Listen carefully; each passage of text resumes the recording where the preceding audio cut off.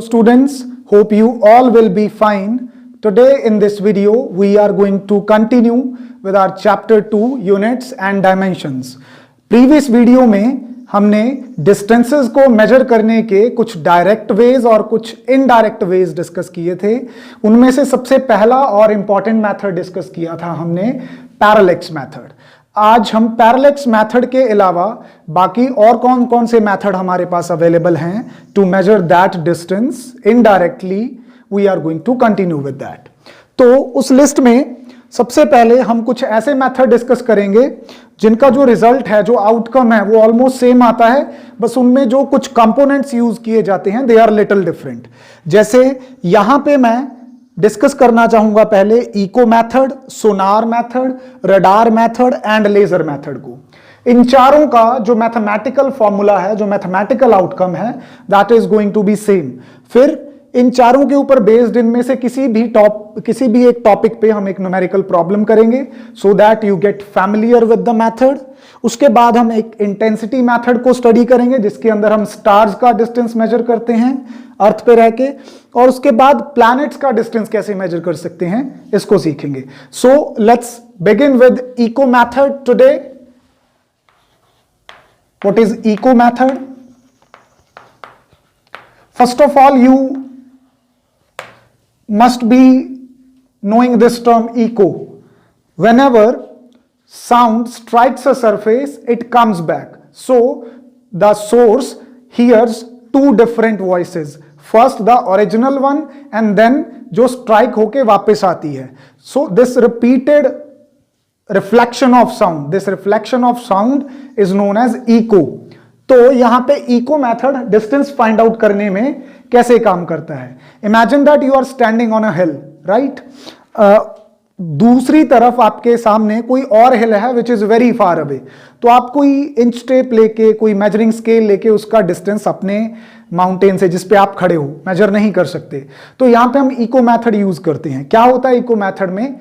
We use a gun, we fire a bullet. ठीक है, जब बुलेट फायर करेंगे तो आवाज पैदा होगी, फिर उस आवाज के ट्रैवल करके दूसरे माउंटेन तक जाने और वहां से स्ट्राइक होके वापस आने में कुछ टाइम लगेगा. The sound will take some time क्योंकि फाइनाइट स्पीड होती है एयर के अंदर. That may be 340, there may be 342, 344, whatever according to the environment conditions. तो वो जो हमने गन फायर शॉट किया, ओरिजिनल आवाज और वहां पे जाके माउंटेन से टकरा के वापस आने में लिया गया टाइम, ये जो दोनों इंटरवल्स के बीच का टाइम पीरियड है, दो अलग वॉइसेस के बीच का टाइम पीरियड है, इसको यूज कर सकते हैं हम. ठीक है, तो इसमें क्या करते हैं हम, वो मैंने बता दिया आपको थ्योरेटिकली. सपोज करो कि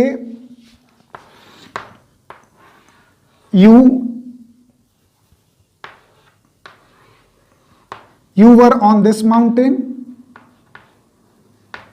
आपने यहां से एक बुलेट फायर की, तो जो आवाज थी वो पहले जाएगी और टकरा के फिर क्या आएगी, वापस आएगी आप तक. ठीक है, लेट्स से कि आवाज को जाने और आने में टाइम कितना लगा, टी. स्पीड ऑफ साउंड कितनी थी, लेट्स से उन कंडीशंस में इट वाज v. अब डिस्टेंस कितना ट्रैवल हुआ है, जो साउंड है उसने डिस्टेंस कितना ट्रैवल कर लिया है, एक बार तो जाने का और दूसरी बार वहां से टकरा के वापस आने का.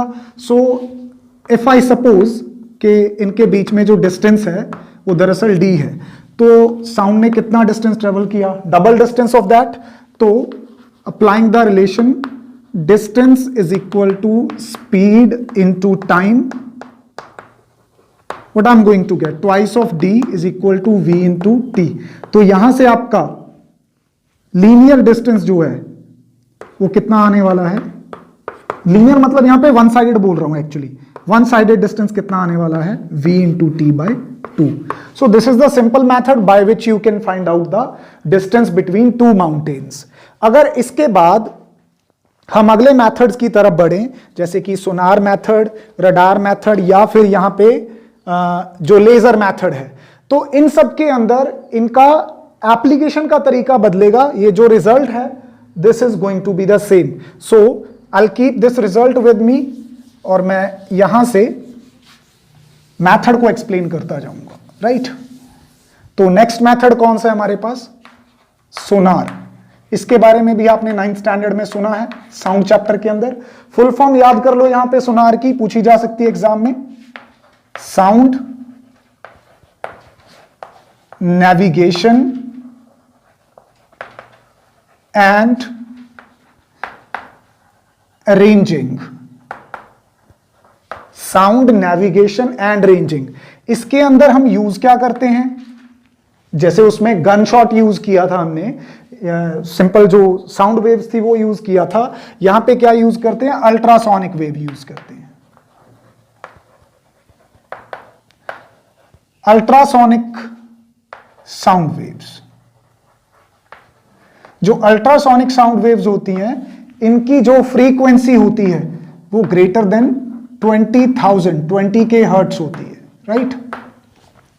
करते क्या है इसमें? ज्यादातर ये मेथड हम यूज करते हैं शिप्स के अंदर, जो ओशन में शिप्स चलती हैं, ठीक है। अब शिप में क्या होता है, ये डायग्राम भी आपको थोड़ी जानी पहचानी लगेगी। उसके अंदर सोनार का एक सेटअप ऑलरेडी इंस्टॉल्ड होता है एट द बॉटम, ठीक है।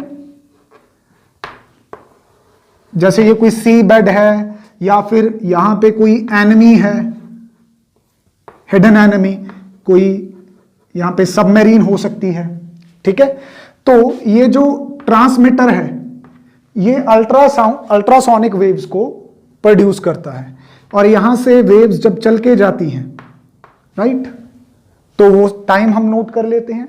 फिर जो भी एनिमी होगा, या सपोज सी बेड जो है, उस पे भी अगर हमें डेप्थ मेजर करनी हो ओशन की, वहां से टकरा के वापस किसके पास आएंगी? रिसीवर के पास आएंगी, ओके। तो जब ये यहां से चली तब हमने टाइम नोट कर लिया था। जब रिसीवर ने इस वेव को वापस रिसीव किया होगा, वो टाइम नोट कर लिया, दोनों का गैप देख लिया। तो यहां पे टी हमारा क्या हो जाता है? वो time interval taken by signal to go and come back. Distance इसने कितना ट्रेवल किया? डबल डिस्टेंस, एक बार जाने का दूसरी बार आने का, तो डिस्टेंस कितना हो गया? 2d। और speed of ultrasonic waves inside water, usually हमें न्यूमेरिकल प्रॉब्लम्स में दी होंगी वो, let's say it is v। तो अगर मैं वही यहां पे रिलेशन लगाऊं, 2d is equal to v into T, distance is equal to speed into time, तो मेरे पास फिर से d का यहां पे फॉर्मूला क्या आ जाएगा? v into T by 2। तो इको मेथड की तरह सेम है। तो आपको याद क्या रखना है? एक तो सोनार की फुल फॉर्म, दूसरा इसमें यूज क्या करते हैं, और तीसरा ये कैसे एम्प्लॉय करते हैं मेथड हम, राइट। सोनार के बाद अगले मेथड पे बढ़ते हैं, रडार। इसके बारे में सुना होगा, एयरपोर्ट्स पे यूज करते हैं हम रडार को to check the activity of aeroplanes.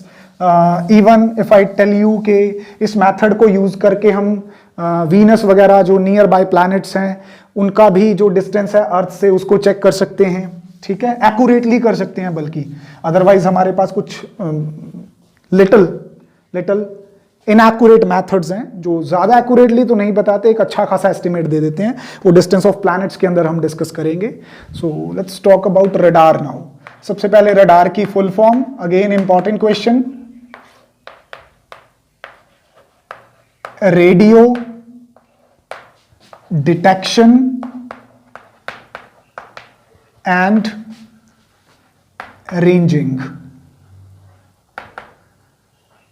Radio detection and ranging, उसमें जैसे हम अल्ट्रासोनिक वेव्स यूज करते थे, इसके अंदर हम कौन सी वेव्स यूज करते हैं? Radio waves. अब बेटा रेडियो वेव्स क्या होती हैं?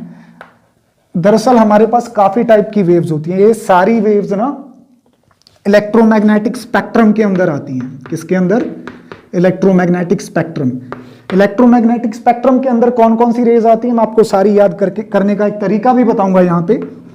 उसके अंदर आती है हमारे पास gamma rays, X rays, UV rays,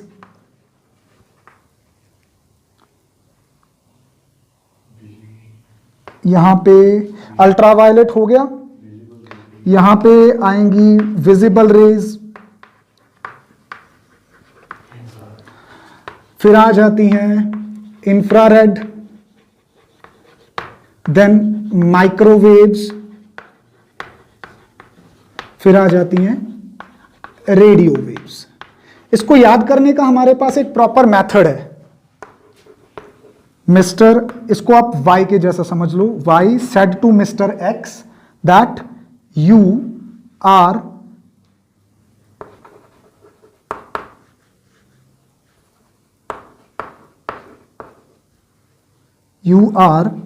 यहां पे आ सकता है वेरी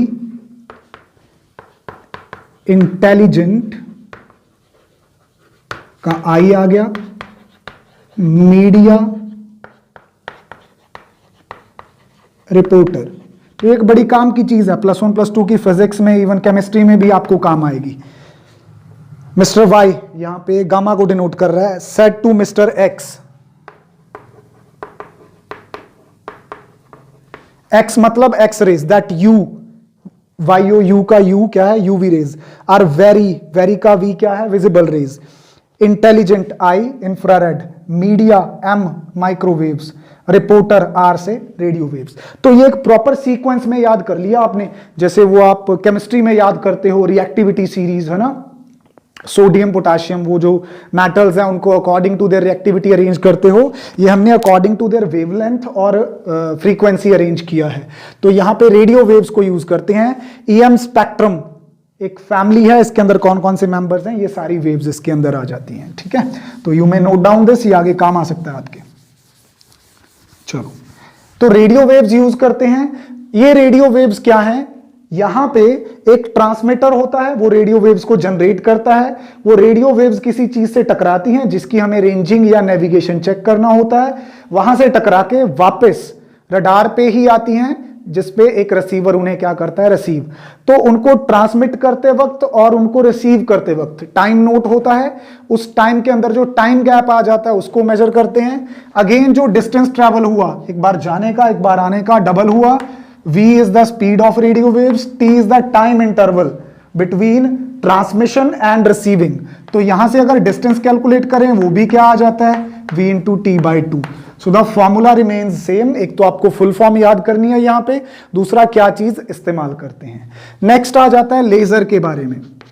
अभी बेटा लेजर से तो आप बचपन में भी खेले हो, ठीक है। Laser was not a word, it was a shorthand denotation. तो इसकी फुल फॉर्म क्या है सर, लेजर की जो फुल फॉर्म है वो है लाइट, एल से, एम्प्लीफिकेशन, ए से, आगे एक एक्स्ट्रा वर्ड है, सबसाइडरी वर्ड है बाय, एस से होता है स्टिमुलेटेड। स्टिमुलेटेड का मतलब क्या होता है, बायोलॉजी में पढ़ा होगा, रिस्पॉन्स एंड स्टिमुली। तो स्टिमुलस होता है जब कंपेल किया जाए किसी चीज को, बाहर से प्रोवोक किया जाए किसी चीज को। स्टिमुलेटेड, ई से क्या है, एमिशन। एमिशन का मतलब होता है किसी चीज का बाहर निकलना, एमिट होना। किस चीज का, ऑफ, एक्स्ट्रा वर्ड है लास्ट पे, रेडिएशन। बड़ा इंपॉर्टेंट टॉपिक है फिजिक्स का, लेकिन कॉलेज फिजिक्स में आता है ये, मास्टर्स लेवल पे। तो लेजर्स क्या होती हैं, light amplification by stimulated emission of radiation. इस मेथड के अब लेजर्स करती क्या हैं, ये आपको मोनोक्रोमेटिक, हाईली इंटेंस, मतलब इनकी इंटेंसिटी ज्यादा होती है, और डायरेक्शनल। डायरेक्शनल का मतलब कि जिधर आप लाइट को भेजते उधर ही जाती है, वो फैलती नहीं है टॉर्च की लाइट की तरह।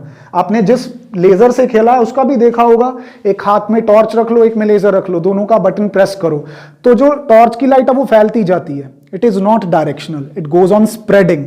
पर जो लेजर की लाइट है वो सीधा सीधा चलती है और एक प्रॉपर डॉट बनाती है जिस सरफेस पे गिरती है, जबकि टॉर्च की लाइट फैलती जाती है, ठीक है। तो हम उसको डायरेक्शनल नहीं कहते। यहां पे जो हमारे पास लेजर है वो डायरेक्शनल होती है। इस मेथड में क्या होता है, सेम वे से कि जिस भी चीज का, सपोज मेरे सामने ये कोई ऑब्स्टिकल है, ठीक है, यहां पे मैं खड़ा होके अगर एक यहां से कोई लेजर जो है उसकी लाइट को एमिट करवाऊंगा, तो वो जाएगी और टकरा के फिर क्या आएगी, वापस आएगी, right. Let's say it comes back in the same manner. तो उसके यहां से चलने और वापस आने का अगर हम टाइम जो है, टाइम गैप नोट कर लें, तो डिस्टेंस तो इसने डी जो है 2 बार कवर कर लिया, एक बार जाने का एक बार आने का। स्पीड हमें ऑलरेडी पता होगी, इनटू टी। तो यहां से हम डिस्टेंस कैसे निकाल सकते हैं, v into T by 2। Usually अगर आप इलेक्ट्रोमैग्नेटिक स्पेक्ट्रम में से कोई रेडिएशन यूज कर रहे हो तो उसकी स्पीड तो हमेशा लाइट की स्पीड की जितनी होती है, 3 × 10⁸। तो समटाइम्स इन सम टेक्स्ट यहां पे v की बजाय c भी आ सकता है। c मतलब स्पीड ऑफ लाइट, और हमें पता है ये कितना होता है, 3 × 10⁸ metre per second. So you have clearly seen के इको, सोनार, रडार और लेजर सभी मेथड्स में सिर्फ थोड़े कंपोनेंट्स का फर्क है कि हम यूज क्या कर रहे हैं, बाकी सबकी आउटपुट क्या है, सेम है।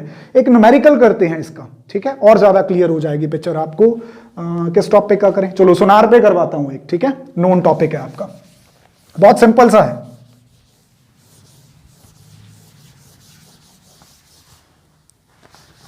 एनसीईआरटी प्रॉब्लम है ये। क्या मान लेते हैं, एक शिप थी, ठीक है, अब उस शिप में सोनार ऑलरेडी वहां पे एम्प्लॉयड था, फिट था वहां पे सोनार। तो वहां पे क्या हुआ कि उस सोनार से जब लाइट रेडिएशंस को छोड़ा गया और उनके वापस आने का टाइम नोट किया गया, that time interval was 77 seconds.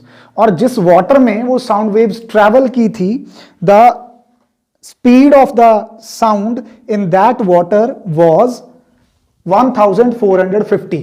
यानी कि न्यूमेरिकल प्रॉब्लम क्या कहती है, ए सोनार emits ultrasonic waves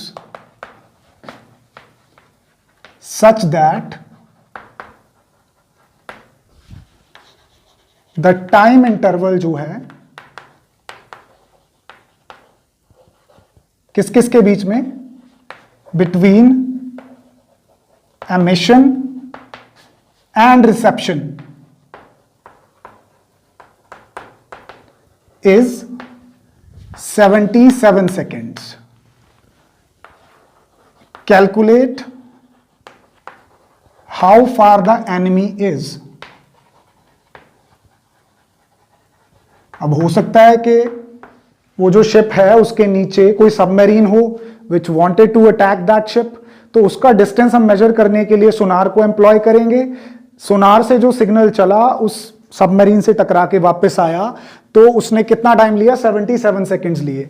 अब उस पानी के अंदर जो स्पीड ऑफ वेव थी that is given to us, that was 1450 metre per second. तो बताओ कहता एनिमी कितनी दूर है, मतलब डिस्टेंस क्या है। अब हमें तो पता है फॉर्मूला क्या है, v × t/2। स्पीड कितनी दे रखी है, 1450 इंटू टाइम गैप कितना है जाने और आने का, 77 सेकेंड्स। ये कितना हो गया, 2, जस्ट कैंसल इट आउट, 7 यहां पे आ जाएगा, 25 × 77। Find out the answer by yourself. इनको मल्टीप्लाई करो, देखो कितना आंसर आता है, राइट। उतना डिस्टेंस, उतने मीटर दूर है आपसे एनिमी। Very simple, right. चलिए, तो ये मेथड बहुत इजी है, बहुत सिंपल है। कुछ कुछ चीजें हमने सुनी हुई थी, कुछ सुन ली। आगे इंटेंसिटी मेथड डिस्कस करते हैं।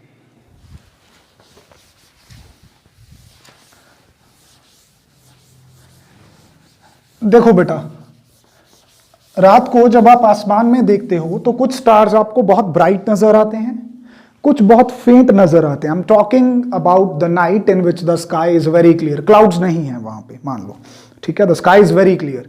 तो कुछ स्टार्स आपको बहुत अच्छी तरह से नजर आ जाते हैं, बहुत ब्राइट होते हैं, शाइनिंग होते हैं, कुछ ट्विंकल करते हुए भी नजर आ सकते हैं, कुछ बहुत डिम नजर आते हैं।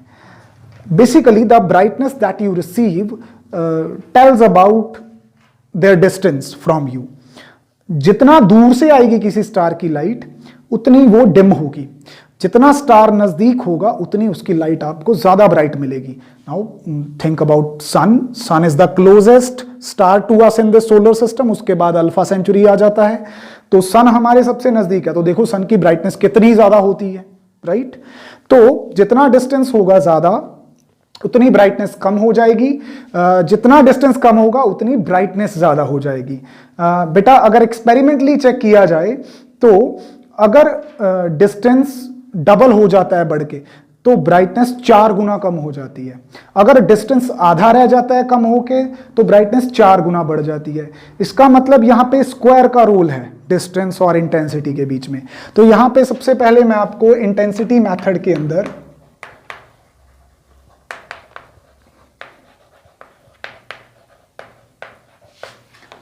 क्या डिफाइन करूंगा, एक लॉ डिफाइन करूंगा। क्या बोलते हैं इसको, हम नाम से जानते हैं इसको, इनवर्स स्क्वायर। समझाया था आपको फर्स्ट चैप्टर में, inverse square law of intensity. क्या कहता है ये कि कोई भी जो लाइट सोर्स है बेटा आपके पास, है ना, उस लाइट सोर्स की जो इंटेंसिटी है वो inversely proportional to square of distance होती है आपके पास। अब सर इस मेथड को हम कैसे यूज करें? इफ यू रिमेंबर, मैंने जब आपको पैरेलैक्स मेथड समझाया था उसमें हमने एक प्रॉब्लम डिस्कस की थी कि हम स्टार्स का डिस्टेंस मेजर कर सकते हैं, पर वहां पे मैंने एक लिमिटेशन लगाई थी कि वो स्टार्स आपसे कितनी दूर तक आप चूज कर सकते हो, 100 लाइट ईयर्स तक। उसके बाद ये मेथड जो पैरेलैक्स का है वो एम्प्लॉय नहीं कर पाते। तो स्टार्स तो हमसे 100 लाइट ईयर भी दूर हैं, फिर उनके लिए कोई मेथड है क्या? Yes, intensity method. तो इंटेंसिटी मेथड को आप ये कह सकते हो कि ये 100 लाइट ईयर के ऊपर भी काम कर सकते हैं, और यहां से हम रफली कुछ आसपास का डिस्टेंस जो है ठीक ठाक सा थोड़े बहुत एरर के साथ हम जो है फाइंड आउट कर सकते हैं। क्या करते क्या है इस मेथड में? देखो, एक तो वो स्टार चूज कर लेते हैं जिसकी ब्राइटनेस अच्छी है, ठीक है, उसकी एक फोटोग्राफ ले ली, उसका डिस्टेंस भी हमें पता है। लेट्स से कि हमारे पास कोई नोन स्टार है, हमें पता है कि यार ये वाला स्टार जो है ये मैं देखता हूं हर रोज, ये बहुत ब्राइट होता है, इसका डिस्टेंस भी मुझे अपने से पता है। It can be anything, let's say Alpha Centauri, ठीक है, 4.3 लाइट ईयर्स अप्रोक्सीमेटली हमारे से दूर। तो लेट्स से अल्फा सेंचुरी की बात कर रहा हूं मैं यहां पे। We have a known star of intensity कितनी है उसकी, लेट्स से I1, इंटेंसिटी कितनी है उसकी I1 एट डिस्टेंस R1। तो इसके लिए मैं क्या बोल सकता हूं, I1 is inversely proportional to R1 square. अभी मान लो मेरे पास कोई अनदर स्टार है जिसकी इंटेंसिटी तो मैं बाय फोटोग्राफ, बाय टेलीस्कोप, किसी ना किसी इंस्ट्रूमेंट से मेजर कर लूंगा। कितनी इंटेंसिटी आती है उसकी मेरे मेजर करने से, let say it comes out to be I2, और मुझे ये वैल्यू पता है। मुझे क्या नहीं पता, मुझे उसका डिस्टेंस नहीं पता। डिस्टेंस मैं सपोज कर लेता हूं कितना, R2। तो अगर इस पे अगर ये लॉ लगाऊं तो क्या आएगा, I2 is inversely proportional to R2 square. अभी सिंपली आपको क्या करना है, देखो ध्यान दो, अगर मैं यहां पे प्रोपोर्शनैलिटी साइन हटाऊंगा, इज इक्वल टू लगाऊंगा, तो यहां पे कोई ना कोई कांस्टेंट आएगा। अब ये कांस्टेंट जो होते हैं ये यूनिवर्सल रहते हैं, जो कांस्टेंट यहां पे आएगा वही कांस्टेंट यहां पे आएगा, क्योंकि दोनों ही स्टार्स कहां हैं, स्काई में, आसमान में है, स्पेस में है, दोनों ही वहां से लाइट कवर करके आप ही तक पहुंच रहे हैं। तो ना कोई मीडियम का फर्क पड़ रहा है, ना किसी और चीज का फर्क पड़ रहा है, मतलब यहां पे जो कांस्टेंट ऑफ प्रोपोर्शनैलिटी आएगा वो तो बेटा सेम आएगा ना। तो अब इन दोनों को मैं यहां पे क्या कर देता हूं, मैं डिवाइड कर देता हूं। अगर 1 को 2 के साथ डिवाइड कर दूं तो पहले लेफ्ट हैंड साइड्स को डिवाइड करेंगे, I1 के साथ डिवाइड करूंगा I2 को। अच्छा, अभी यहां पे इज इक्वल टू आना था, कांस्टेंट बाय कांस्टेंट आना था, वो क्या हो जाना था, कैंसिल। तो मैं लगाऊं ना लगाऊं constant, why should I bother, जब मैं कंपेयर कर रहा हूं तो वो कांस्टेंट कैंसिल आउट हो जाना है। I1 के लिए R1 नीचे है, अगर I2 नीचे है तो R2 ऊपर आ जाएगा। तो ये क्या बनेगा, R2 square by R1 square. अभी मेरे को क्या अननोन था, ये अननोन था, बस इसका आप यहां से इक्वेशन बना लो। R2 पहले क्या बनेगा, पहले तो चलो स्क्वायर बना लेते हैं, ये इधर आ जाएगा, R1 स्क्वायर इनटू क्या आएगा, I1 बाय I2। अब हमें राइट हैंड साइड की सारी चीजें पता है, हमें नोन स्टार का डिस्टेंस पता था, उसकी इंटेंसिटी पता थी, अननोन स्टार की भी इवन इंटेंसिटी पता थी, डिस्टेंस नहीं पता था। अगर मैं यहां से ये स्क्वायर हटाऊं तो इधर सारे के ऊपर क्या बन जाना चाहिए, अंडर रूट पर, लेकिन ये तो स्क्वायर है, ये तो क्या आ जाएगा, अंडर रूट से बाहर आ जाएगा। तो थोड़ी मैनिपुलेशन के बाद what do we see this. From this formula we can easily calculate कि वो जो स्टार हमसे बहुत दूर था उसका डिस्टेंस कितना था। इंटेंसिटीज मेजर करने के लिए हमारे पास ऑलरेडी लैब में इंस्ट्रूमेंट्स होते हैं साइंटिस्ट के पास, so nothing to worry about, simple method है इंटेंसिटी मेथड, ठीक है। तो यहां पे अगला मेथड जो है उसकी तरफ बढ़ते हैं, distance of planets. Distance of planets में देखते हैं हम आगे क्या आएगा। तो इस मेथड में distance of planets find out करने के लिए यहां पे पहले प्लैनेट्स को दो कैटेगरीज में बांट लेते हैं. If I take the case of 8 planets और लेट्स से प्लूटो को भी मैं साथ में मान लूं 9 प्लैनेट्स, तो दो प्लैनेट ऐसे हैं कि जो अर्थ से पहले हैं, मरकरी एंड वीनस, और बाकी प्लैनेट्स क्या हैं, अर्थ के बाद हैं. तो यहां पे ना अर्थ को एज ए रेफरेंस मान के हम प्लैनेट्स को दो हिस्सों में बांट लेते हैं. जो प्लैनेट्स हैं यूजुअली अपने पास, इनकी दो कैटेगरीज बना लूंगा मैं यहां पे. अर्थ से पहले के जो that is Mercury and Venus आ जाते हैं प्लैनेट, उनको हम इंफीरियर प्लैनेट्स बोलते हैं. ठीक है, बिफोर अर्थ. और जो अर्थ के बाद हैं that is Jupiter, Saturn, Neptune, Pluto, ठीक है, वो सारे, उनको क्या बोलते हैं, सुपीरियर प्लैनेट्स बोलते हैं.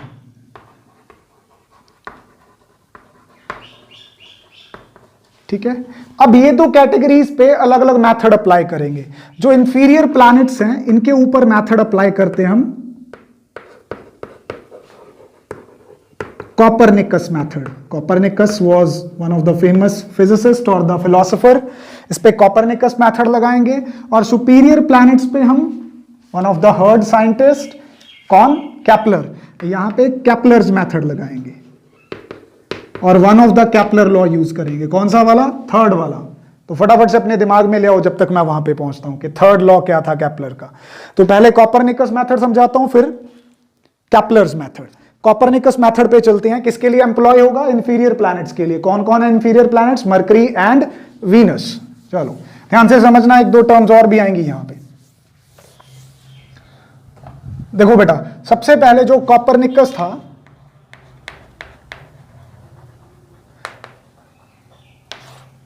इसने ना जो ऑर्बिट्स थे प्लैनेट्स के, किसके अबाउट, सन के अबाउट. हमें तो केपलर ने बता दिया था कि एक्चुअली वो एलिप्टिकल होते हैं, लेकिन न्यूटन और कुछ ऐसे साइंटिस्ट थे जिन्होंने ये अज्यूम किया कि चलो ठीक है, उनकी ज्योमेट्री एलिप्टिकल है, पर मैथमेटिकल स्ट्रक्चर को इजी रखने के लिए सेफली उनको क्या मान के चलो, सर्कुलर मान के चलो. तो इसने, कॉपरनिकस ने अज्यूम्ड क्या अज्यूम्ड किया यहां पे, सर्कुलर ऑर्बिट्स अज्यूम कर लिए.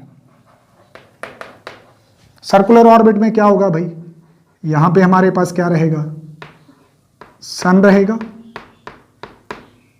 ठीक है, सन के अराउंड दो प्लैनेट्स होंगे, मरकरी और वीनस, और तीसरा प्लैनेट कौन होगा, यहां पे रहने वाला है अर्थ. लेट्स से ये मैंने अर्थ को ड्रॉ कर लिया. ठीक है, अभी अर्थ और सन के बीच का डिस्टेंस हमें ऑलरेडी पता है. Let's say for the time moment मैं इसको RSE बोल देता हूं, just for simplicity sake, nothing else. हमें तो पता है कि ये 1 एस्ट्रोनॉमिकल यूनिट होता है, हम ऑलरेडी पढ़ चुके हैं. अच्छा, अभी क्या करते हैं, जो इसके अंदर वाले दोनों प्लैनेट है जिनको इंफीरियर बोलते हैं, उनमें से कोई एक ले लेते हैं. मैं जर्नल केस डिराइव करता हूं यहां पे, ना मरकरी के साथ ना वीनस के साथ, मैं प्लैनेट बोल देता हूं दोनों में से किसी एक को लेके. तो उसका भी जो हम ये पाथ मानेंगे वो सर्कुलर मानेंगे. लेट्स से वो कहां पे पड़ा है, वो यहां पे पड़ा है. Let me call it planet P.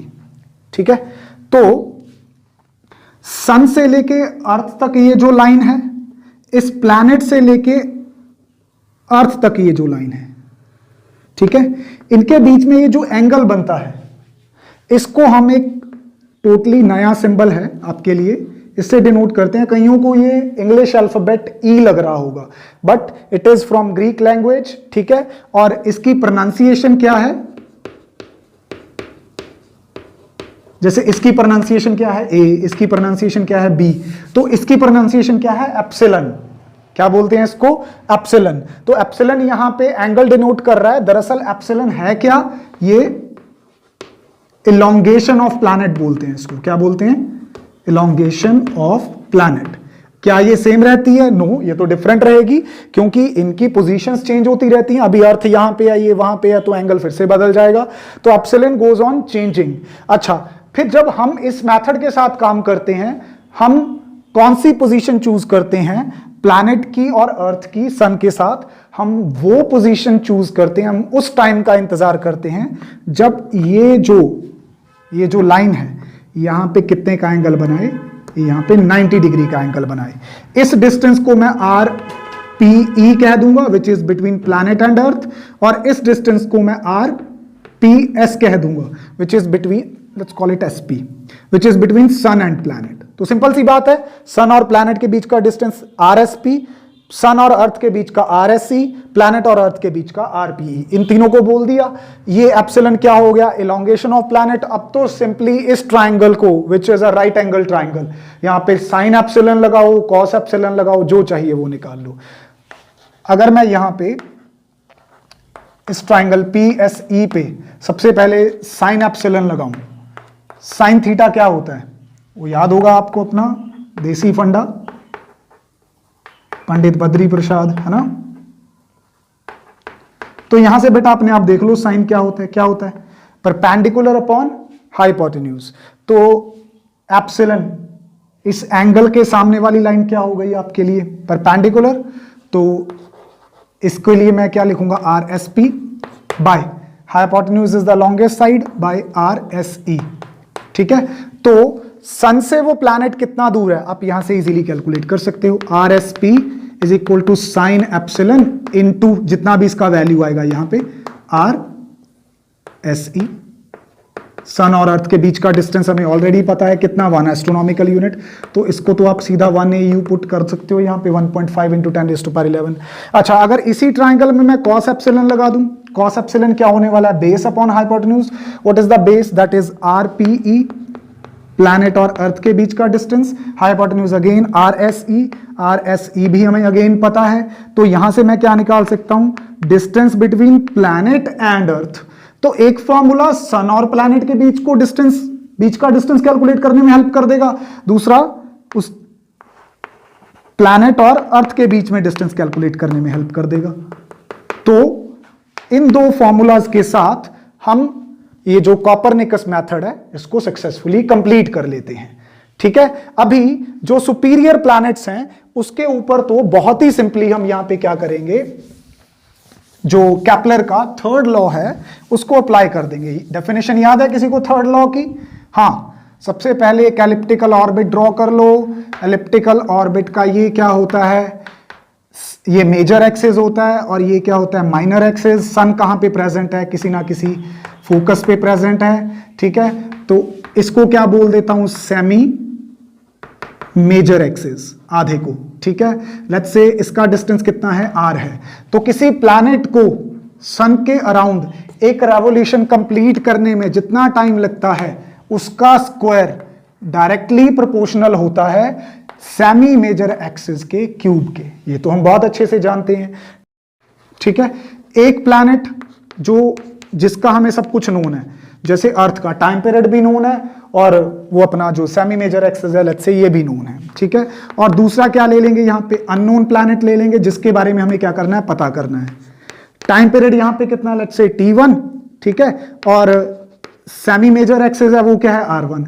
Unknown planet का time period let's say T2 है, हमने ये मेजर कर लिया कि वापस हमें वहां पे कभी दिखता है जहां से शुरू किया था। और इसका डिस्टेंस कितना सपोज कर लेंगे, R2। अगर इन दोनों पे मैं ये इक्वेशन लगाऊं तो क्या बनेगी, T1 proportional to T1 square proportional to R1 cube. इस पे लगाऊं तो T2 square proportional R2 cube. ठीक है, अभी अगेन सेम बात आ गई, अगर प्रोपोर्शनैलिटी कांस्टेंट हटा के इक्वल लगाऊंगा तो कांस्टेंट्स क्या आएंगे, सेम आएंगे।